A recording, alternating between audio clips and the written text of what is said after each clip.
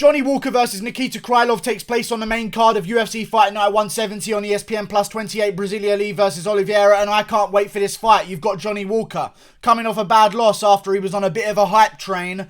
Kind of got derailed against Corey Anderson by first round TKO. Either way, he's looking to bounce back against Nikita Krylov. There are easier fights to take if you want to bounce back after a loss. Nikita Krylov is not the one I would suggest, but either way, I like the balls of Johnny Walker to take this fight next in Brazil. The pressure's on him. I feel as though he's going to shine bright. But Nikita Krylov, on the other hand, Nikita the Minor Krylov. I don't know why he called himself the Minor, because he doesn't like going to the ground, and he's not under the age of 18. I'm not sure why, but I like the surname. It's original, it's unique, no one has that surname. I like it. Nikita Krylov's a dangerous man. Went to a split decision with Glover Teixeira. I thought it was a rightful decision to Glover Teixeira. Either way, I almost feel like it's a much worse loss than Johnny Walker's. Even though Johnny Walker got...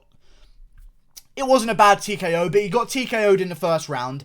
Even though he got TKO'd in the first round by Corey Pillow Hands Anderson, I still don't mind that loss compared to a decision to Glover Teixeira. Because losing a decision to Glover Teixeira tells me that you had every single minute of that fight to try and make something happen, and you just couldn't do it.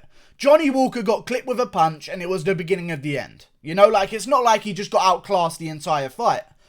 Nikita Krylov, on the other hand, faced a little bit of a worse opponent in Glover Teixeira, who's lost to Corey Anderson, by the way, and lost in a little bit more humiliating fashion. If you're a young, huge, light heavyweight guy coming in, you should be not losing decisions to Glover Teixeira, in my opinion. But either way, Glover Teixeira got the job done over Nikita Krylov. He's looking to bounce back as well. You've got two young guys, two huge guys for the division as well. It says Johnny Walker's 1.98 meters on UFC schedule. That's completely not true, but again, the UFC's only $1 billion company, so you can't expect them to get their schedule correct with the heights of fighters. They're only $1 billion company.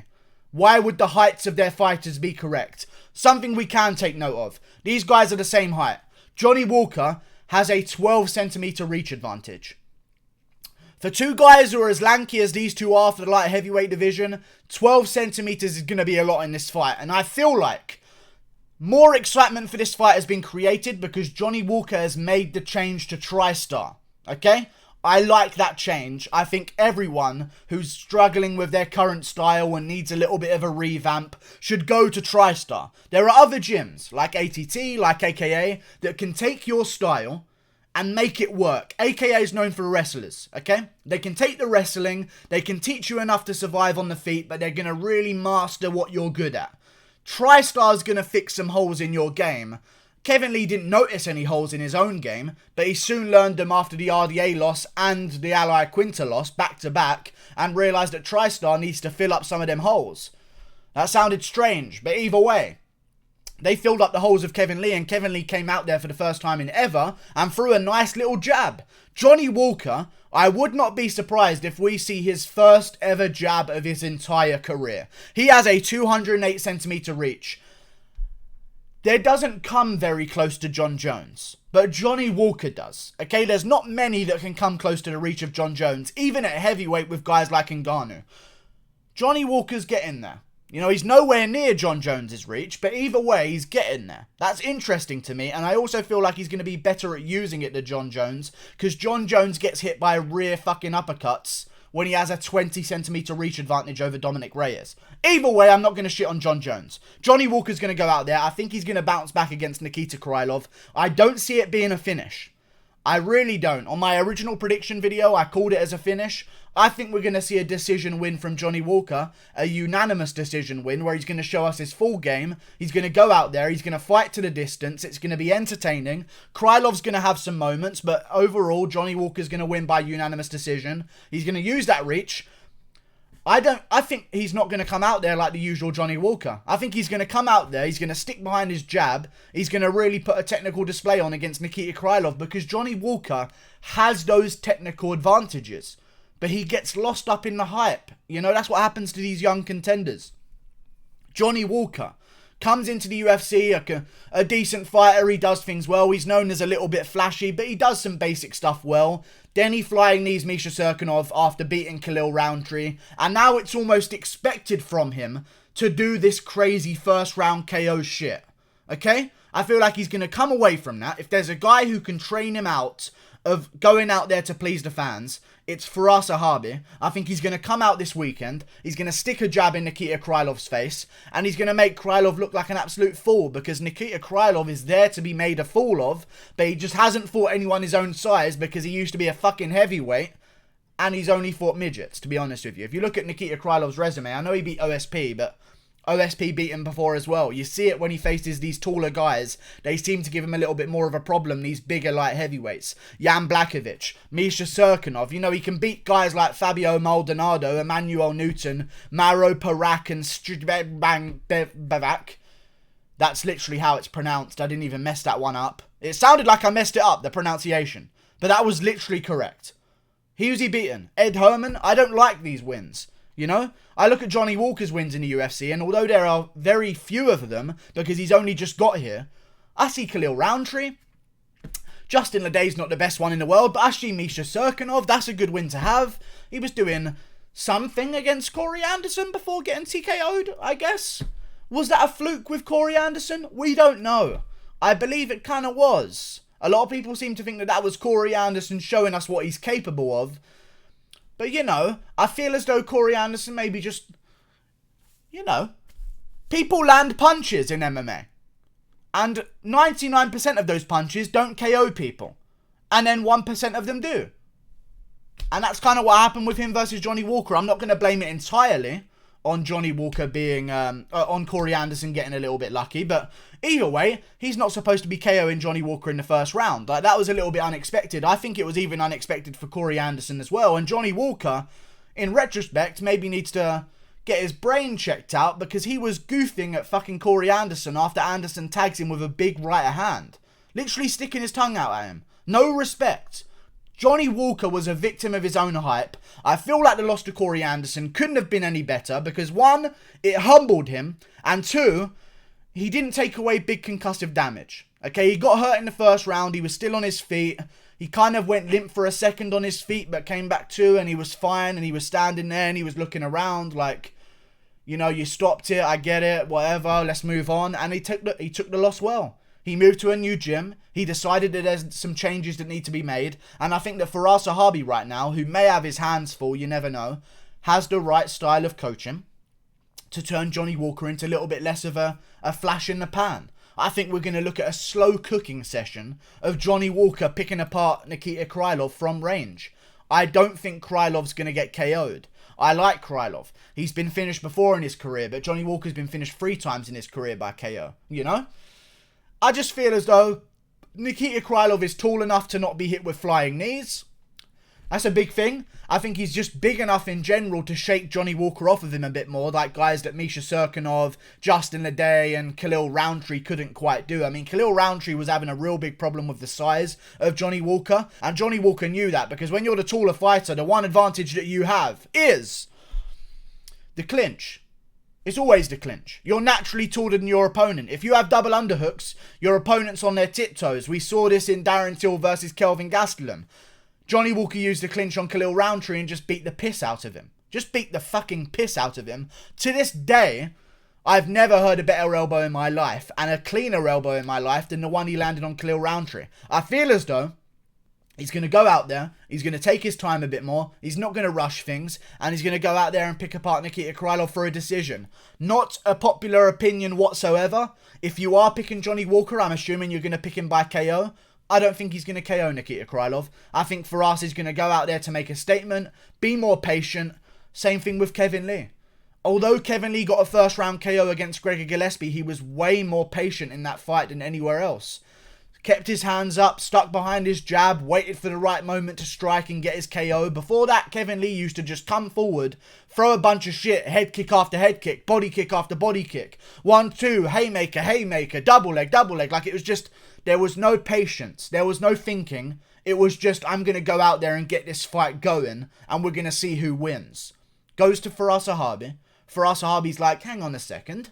You know, I've trained GSP. I know how this game fucking works. I know how to build the greatest of all time. Because in my opinion, GSP is the greatest of all time. And I don't care what anyone else says. There's no denying his greatness. Beating everyone he lost to. Fucking streaking his own division for the title defenses. And overall, top 3-5 title defenses of all time. Also, took belts in 2 different weight divisions. You know? I like GSP as the greatest of all time. But either way, this ain't about GSP. I just think Firas Zahabi's got the technique to really tame Johnny Walker.